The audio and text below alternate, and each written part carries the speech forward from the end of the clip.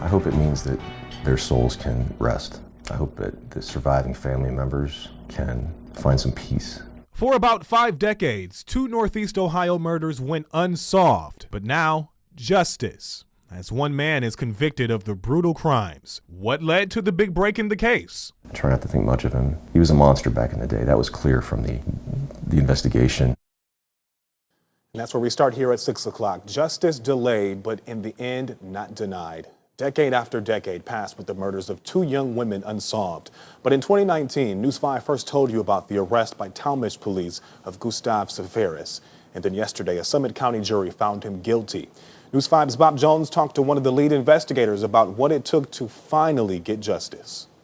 Loretta Jean Davis was just 20 years old when she was murdered. Karen Bentz only 18 when she was killed. Both were stabbed. Loretta's body found on a Suffield Township road in 1975. Karen's body discovered on a Tallmadge road in 1970. We knew Karen had fought back. You know, she sustained some brutal injuries in her 12 stabbings and severe strangulation. For about a half century, there was no justice for the young women until now. On Thursday, a Summit County jury found 78-year-old Gustav Seferis guilty of the murders. What does it mean to Loretta and Karen?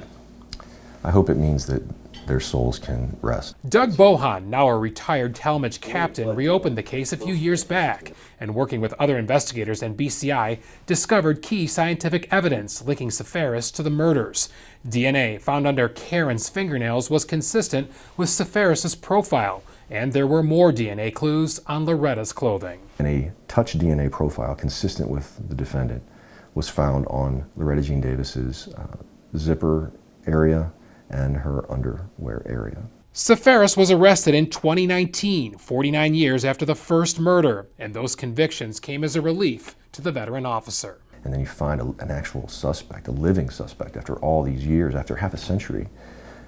It's extraordinary in and of itself. Seferis' violent past goes beyond the killings. Starting in the 70s, he did prison time for a sex crime against a woman and did another long stint for a parole violation. Bohan says during the trial, women who said they were attacked by Seferis testified against him after all this time. I just want to say that the women who testified are incredibly courageous and they deserve a lot of respect. Investigators say the outcome proves no matter how cold a case is, it can always heat up. He's never going to breathe free air again. You know, this man did brutal and vile things in his life. Bohan says he's thinking of Loretta Jean and Karen, lives cut tragically short, and that one word that finally arrived for their loved ones. Finally, justice.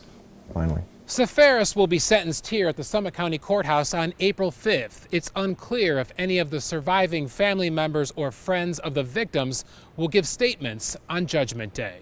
In Akron, Bob Jones, News 5.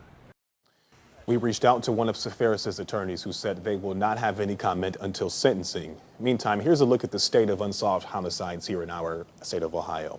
The Murder Accountability Project analyzed FBI data from 1965 to 2001. In that time, there were more than 33,000 homicides reported in our state. About 22,000 were solved. That's about a 65% clearance rate. And it's about on par with what we saw here in Cuyahoga County during that time, a 66% clearance rate.